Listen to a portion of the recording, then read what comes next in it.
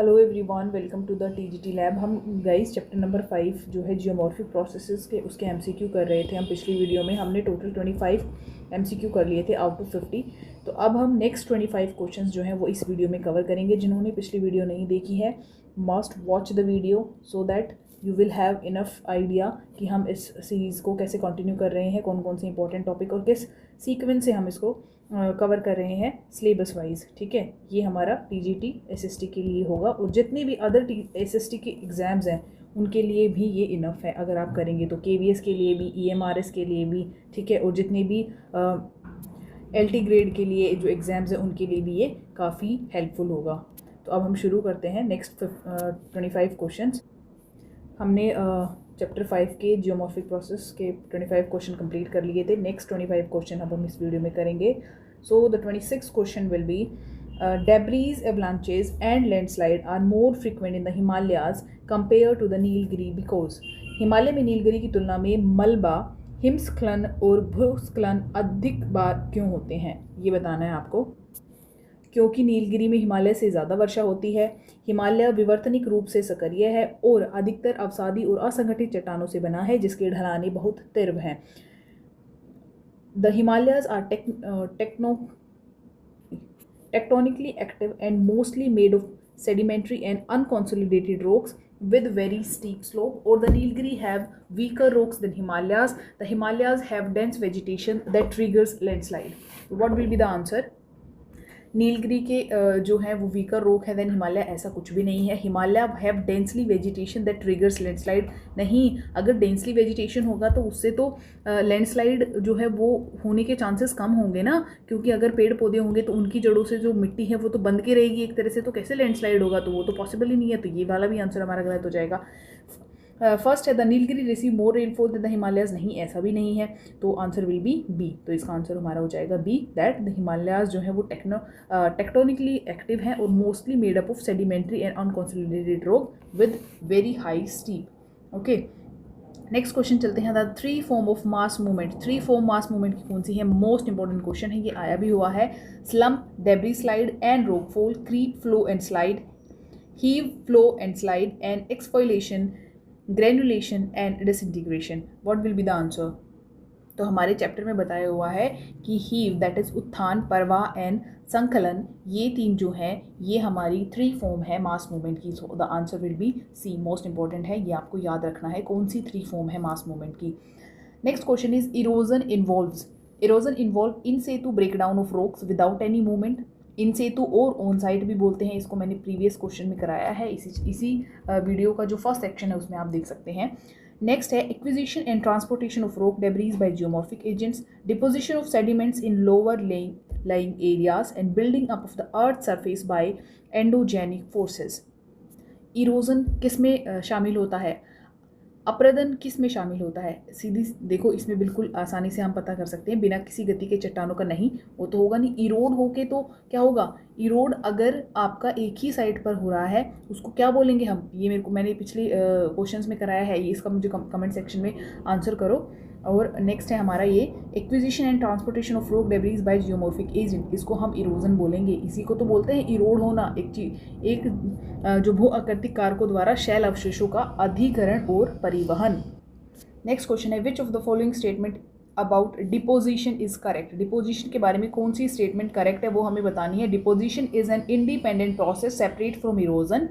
Deposition is a consequence of erosion. Erosional agents lose velocity and deposit materials. Only fine materials are deposited first, followed by coarser ones. ऐसा है क्या, बताओ? Deposition only occur in the marine environment. नहीं, ऐसा कुछ नहीं है। Only marine में थोड़ी ना होगा, सिर्फ निक्षेपण केवल समुद्री वातावरण में होता है। नहीं, ऐसा बिल्कुल भी नहीं है। डिपोजिट तो कहीं भी हो सकता है ना। Only fine material deposit first, follow by coarser. नहीं, ऐसा भी कुछ नहीं है। Deposition is a consequence of erosion. Erode होके ही तो कुछ चीज़ डिपोजिट होगी। Erosional agent having lose velocity and deposit material. तो answer will be B. A पढ़ लेते हैं, डिपोजिशन इंडिपेंडेंट प्रोसेस है सेपरेट फ्रॉम इरोजन। नहीं, ऐसा कुछ नहीं है, answer will be B. Next question देखते हैं। The wind, running water and glacier are described as climatically controlled agent. They represent three stages of matter respectively what? Solid, gas, liquid, liquid, solid, gas, gas, liquid, solid और gas, solid, liquid. जो पवन है और बहता पानी है और जो हिमनद है, ग्लेशियर है, को जलवायु नियंत्रित कारक कहा जाता है। वो कौन से पदार्थ हैं जो 3 अवस्थाओं को दर्शाते हैं? 30th क्वेश्चन जो है उसका आंसर बताओ। That is gaseous, liquid and solid. ठीक है, answer will be C. Next है the work of ground water as an agent of erosion is determined by. अपरदन के एक कारक के रूप में भूजल का कार्य किससे निर्धारित होता है? विंड और वेलोसिटी, विंड वेलोसिटी और डायरेक्शन से, location along the coastal interface, the lithological character of the region, permeable and soluble rock plus available water, temperature and precipitation patterns. Ground water कैसे इरोजन एजेंट की तरह work जो हमारा कार्य करता है वो बताओ। So the answer will be C. कैसे? क्षेत्र का शैल वैज्ञानिक स्वरूप, पारगम्य और घुलनशील चट्टानों तथा उपलब्ध जल। इसी से द लिथोलॉजिकल कैरेक्टर होगा कि किसी भी रीजन का, परमिएबल होगा और सॉल्यूबल रॉक होगा प्लस वाटर की अवेलेबिलिटी भी होगी, तभी क्या होगा? ग्राउंड वाटर है वो एक इरोडिंग एजेंट की तरह काम करेगा। तो answer will be C. Soil formation, जिसको हम पेडोजेनेसिस भी बोलते हैं, primarily depend first on what? Biological activity of earthworm, topographic factor, withering. The withering mantle is the basic input for soil formation and the time available for soil maturation. सबसे soil formation कैसे होगी? ये कोई चीज़ विदर होगी, टूटेगी, अपक्षय बनेंगे उसके, अपक्षय परत मृदा निर्माण के लिए मूलभूत आधार है। विदरिंग होगी मेंटल की, तभी तो सोयल की फॉर्मेशन होगी। ठीक है, तो answer will be C. How many basic factors control the formation of soil according to the chapter? बताओ कितने बेसिक फैक्टर हैं जो फॉर्मेशन को कंट्रोल करते हैं, सोयल की फॉर्मेशन को? देयर आर 5 कौन कौन से हैं? आप ये बेशक से लिख लो अपने नोट्स में। पेरेंट मटेरियल सबसे पहले, ठीक है, पेरेंट मटेरियल। सेकंड वन आ जाएगा हमारा टोपोग्राफी। थर्ड वन आ जाएगा हमारा क्लाइमेट। फोर्थ आ जाएगा हमारा बायोलॉजिकल एक्टिविटी।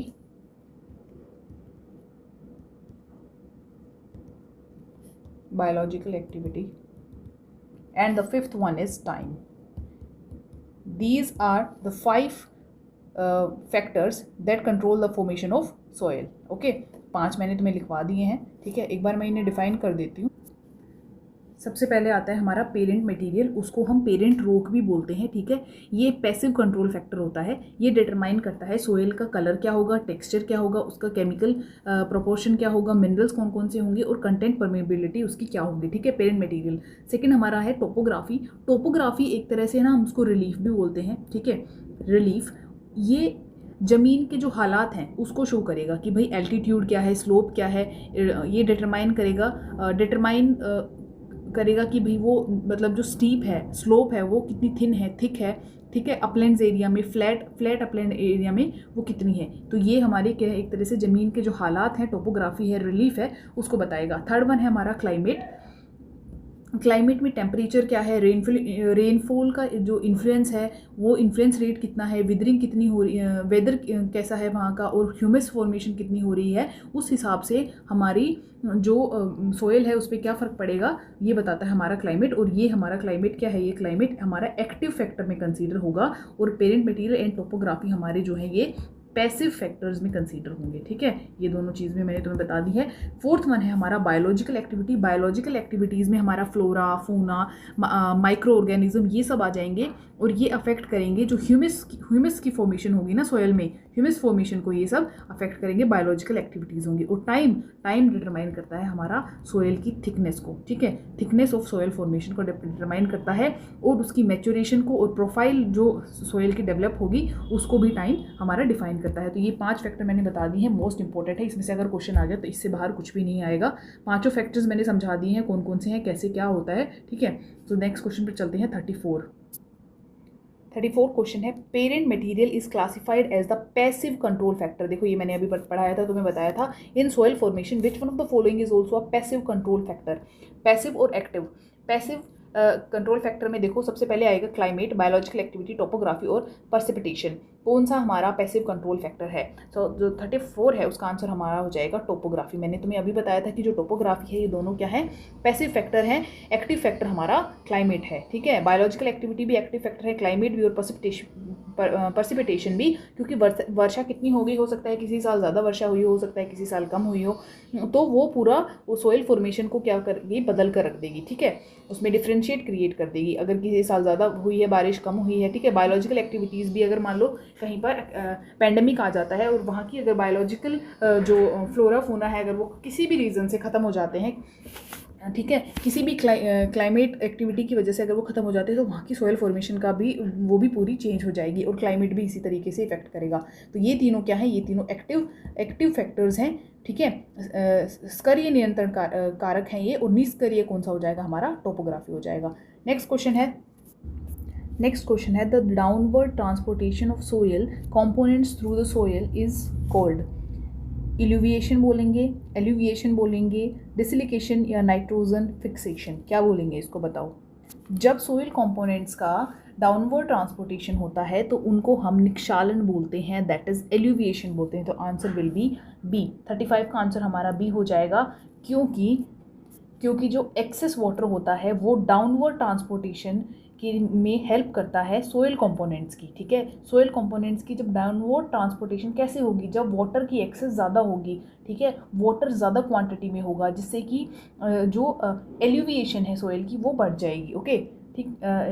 और जो डिपॉजिट्स हैं ना वो नीचे जाकर क्या हो जाएंगे, वो बैठ जाएंगे, सेटल डाउन हो जाएंगे। तो डिपोजिशन जब नीचे जाके होगा तो उसको हम बोलेंगे इल्यूविएशन, और जब ऊपर से आ रहा है मतलब एक्सेस ऑफ वाटर से डाउनवर्ड ट्रांसपोर्टेशन हो रहा है तो उसको हम बोलेंगे एल्यूविएशन, ठीक है। डिफरेंस समझ आ गया। तो answer will be eluviation, downward transportation का पूछा हुआ है।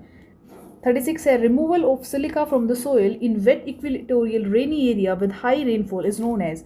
अधिक वर्षा वाले आर्द्र भूमध्य रेखीय क्षेत्रों में मृदा से सिलिका की निकासी कहलाती है। एल्यूविएशन, इल्यूविएशन, डिसिलिकेशन या हार्डपन फॉर्मेशन, कठोर परत निर्माण, विसिलीकरण, अभिसत्रावण या निक्षालन। देखो भाई, वेट इक्वेटोरियल एरियाज़ में सिर्फ कैल्शियम, सोडियम, मैग्नीशियम और पोटेशियम ही नहीं बल्कि जो हमारा सिलिका है वो भी मेजर पार्ट में रिमूव हो जाता है सोइल से, और उस रिमूवल ऑफ सिलिका को ही हम डिसिलिकेशन बोलते हैं, ठीक है। तुम ये सिलिका अगर आए ना इसमें, इससे भी याद रख सकते हो। देखो कुछ चीज़ें ऐसी हैं जो रट्टाफिकेशन की हैं, जो रट्टा मारने से होंगी, और कभी कभी जो ज़्यादा रट्टी हुई चीज़ भी भूल जाते हैं, तो उसके लिए हमें पड़ती है निमोनिक्स की ज़रूरत। तो ठीक है, इसी तरीके से हम, जैसे मैंने इसका बताया, जैसे मैंने तुम्हें एक्सोजोनिक का बताया हुआ है, एग्जिट, इसे याद रख सकते हैं, ठीक वैसे ही हम डिसिलिकेशन को याद रख लेंगे कि भाई रिमूवल ऑफ सिलिका होगा from the soil which is called desilication, okay. Answer will be C. 37 जो है hard pans in soil are formed in. कठोर परतें कहाँ बनती हैं, मृदा में कठोर परतें जो हैं वो कहाँ पर बनती हैं।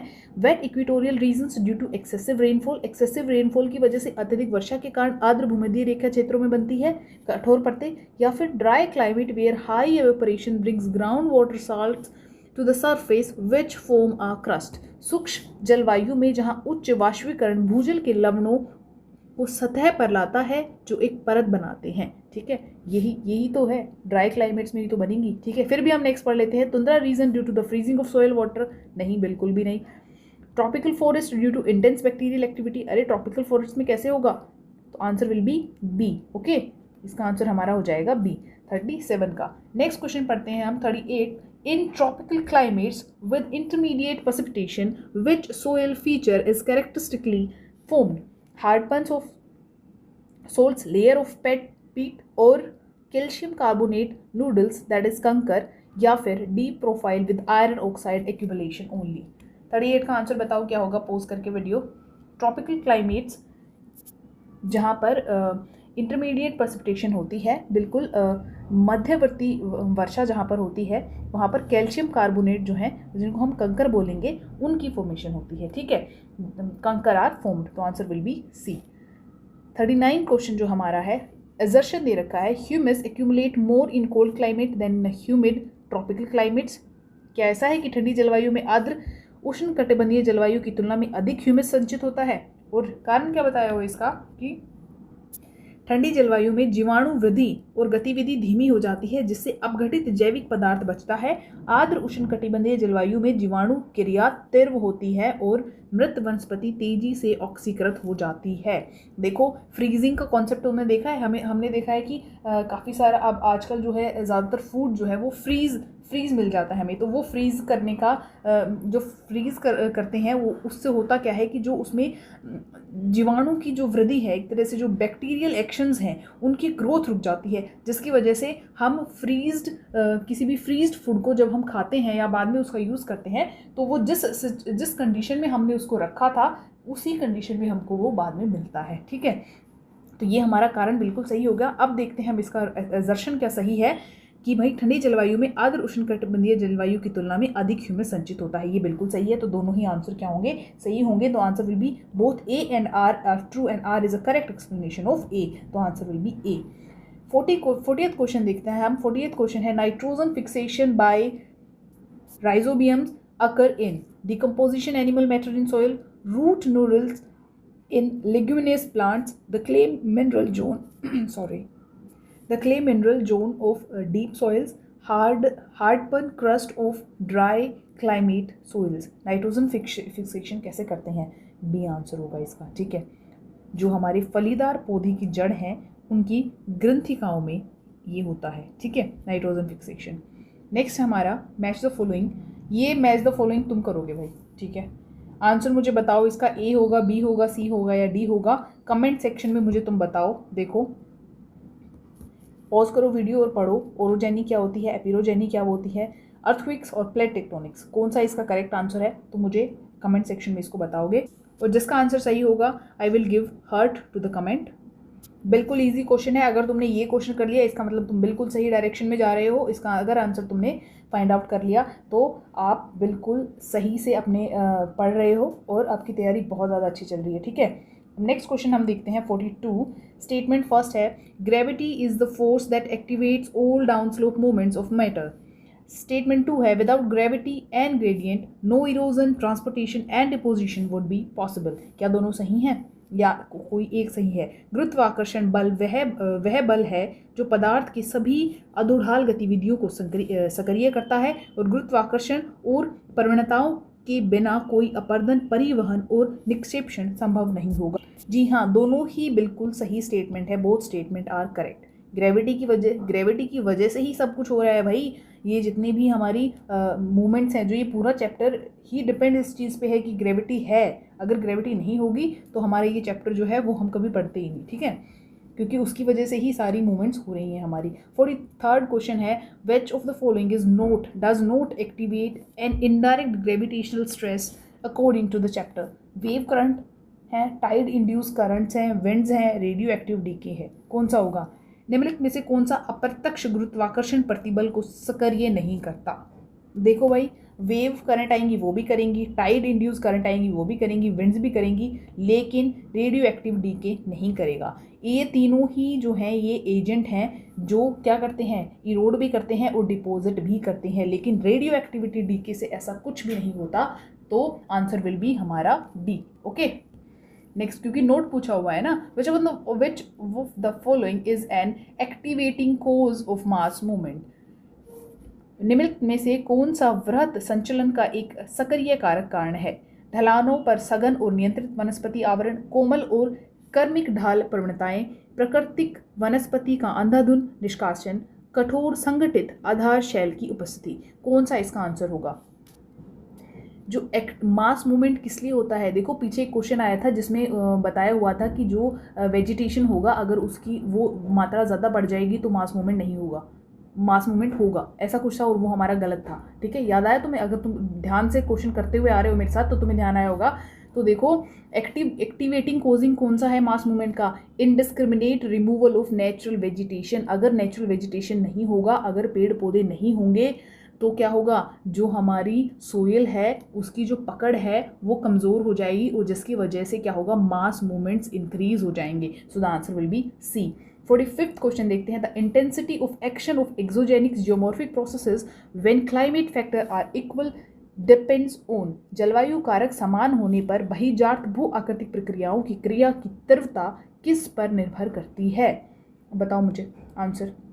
फर्स्ट है latitude of the region, only आ गया, ध्यान से पढ़ना है। The type and the structure of the rock, the depth of the ocean near by, the altitude above sea level, only. बताओ, इसमें पूछा हुआ है अगर क्लाइमेट फैक्टर्स इक्वल होंगे तो कैसे जो इंटेंसिटी है एक्सोजेनिक जियोमॉर्फिक प्रोसेस की, उसमें क्या चेंजेस आएंगे। देखो, सबसे पहली बात ये है कि अगर क्लाइमेट फैक्टर्स को हम इक्वल कंसीडर करें तो जो एक्शन है एक्सोजेनिक जियोमॉर्फिक प्रोसेस की इंटेंसिटी के एक्शन की जो इंटेंसिटी है वो डिपेंड हो जाएगी कि भाई जो टाइप है और स्ट्रक्चर है वो रॉक का क्या है, एंड स्ट्रक्चर में क्या क्या इंक्लूड्स होगा। स्ट्रक्चर में इंक्लूड हो जाएंगे हमारे फोल्ड्स, ठीक है। ओरिएंटेशन क्या होगा, ओरिएंटेशन उसकी हार्डनेस क्या है प्लस उसकी सॉफ्टनेस क्या है, ठीक है। Hardness and softness of minerals and permeability, इन सब पर डिपेंड करेगा। So the answer will be the type and structure of rock. जलवायु कारक समान होने पर क्रिया की तीव्रता किस पर निर्भर करेगी? चट्टानों के प्रकार और संरचना पर निर्भर करेगी, ठीक है। अगर जलवायु कारक सेम है तो, क्लाइमेट फैक्टर्स इक्वल है तो। नेक्स्ट क्वेश्चन है सोयल बिकम मैच्योर व्हेन, कब होगी सोयल मैच्योर? बताओ। It is deposited from recent alluvial, it developed from glacial till all soil forming processes act for a sufficiently long time developing a profile. It develops on very steep slope. देखो, ये geography का सबसे tough portion माना जाता है और मैंने इसीलिए इसको सबसे पहले उठाया है। ज्योग्राफी को स्टार्ट करने का सबसे पहला मोटो ही यही था कि एक ऐसा सब्जेक्ट जो प्रैक्टिकल भी है और जिसको याद करना, जिसकी जो टर्म्स हैं वो काफ़ी डिफ़िकल्ट भी हैं।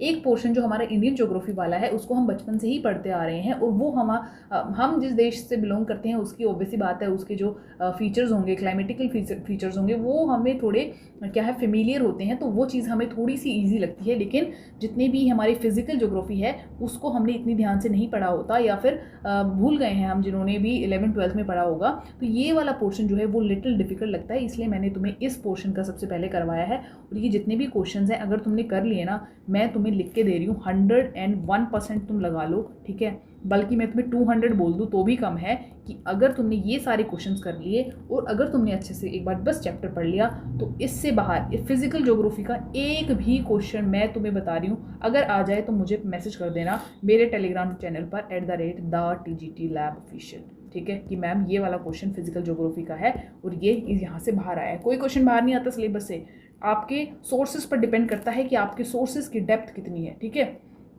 सो इसका आंसर चलो बताओ।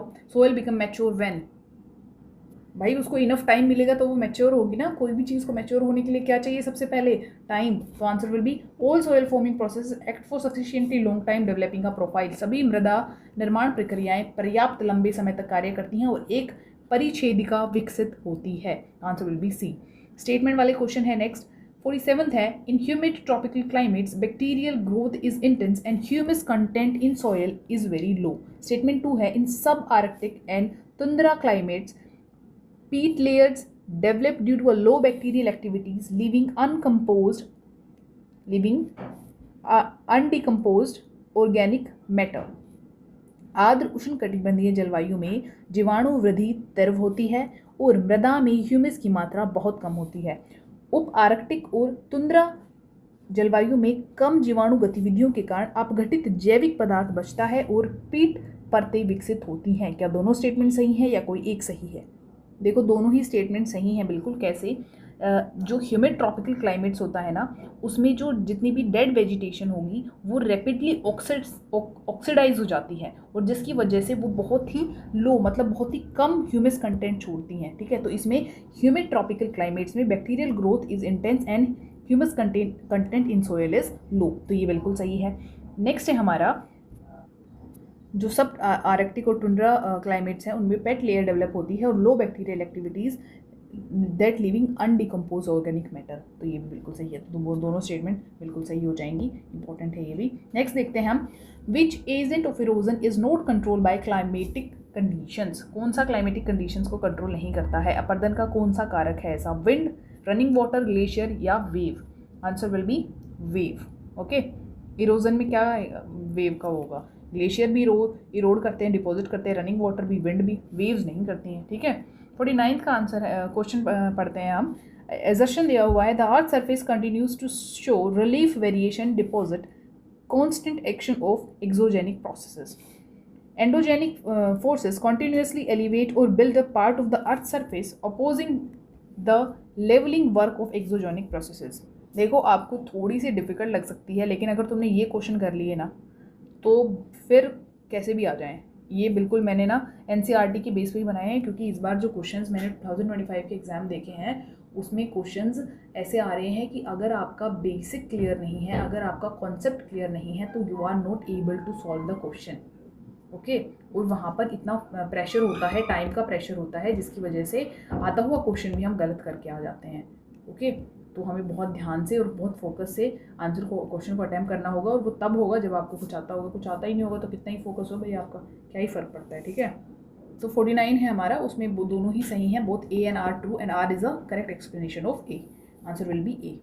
नेक्स्ट है एंड लास्ट क्वेश्चन है हमारा, विच of the following correctly describe rock slide. Rock slide का मैंने तुम्हें बताया था, इसका आंसर तुम मुझे खुद बताओगे कमेंट सेक्शन में कि इसका आंसर क्या होगा। तो ये हमारे 50 क्वेश्चंस हमारे कंप्लीट हो गए हैं, ठीक है। इसका आंसर तुम मुझे देखकर बताओ क्या होगा, पोज करके video. So thank you so much guys for watching the video. Thank you so much guys.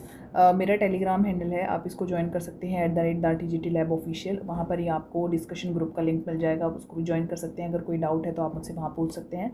Paper 1 के लिए जनरल सेक्शन के लिए सभी सब्जेक्ट की मैंने वीडियो अपलोड की हुई है। अगर आपको डाउट है सिलेबस कैसे करना है, कहाँ से कंप्लीट करें, कौन से टॉपिक्स इंपॉर्टेंट है, सब कुछ मैंने उसमें बताया हुआ है। Go and watch the video, do subscribe my channel, like the video. अगर आपको पसंद आ रही है तो प्लीज़ मुझे कमेंट करके बताओ कि आपको वीडियोस कैसी लग रही हैं, आपको समझ आ रहा है मेरा पढ़ाया हुआ या नहीं, या क्वेश्चंस जो हैं वो आपको वर्थ इट लग रहे हैं कि हाँ भाई हमने 50 क्वेश्चन किए हैं आज इस चैप्टर के, तो हमें फील हो रहा है कि ये हमारा चैप्टर कंप्लीट हो गया है, ठीक है। बैच का मैं तुम्हें बता दूँ एक बारी, बहुत ही कम प्राइजेज़ में मैंने रखा हुआ है। All 5 subjects are covered, daily to do list के साथ मैंने बताए हुए हैं डे 1 से लेकर, और आज हमारा आई थिंक डे 40th चल रहा है, ठीक है।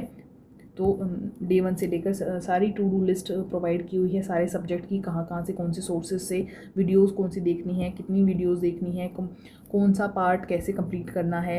इंग्लिश की भी मैंने प्रॉपर PDF, सबकी PDF ही प्रोवाइड की हुई है, प्लस प्रैक्टिस क्वेश्चन प्रोवाइड किए हुए हैं। अब मैं उनको उसमें मॉक और ऐड कर दूँगी जो रिसेंट में जितने भी पेपर हुए हैं, ठीक है।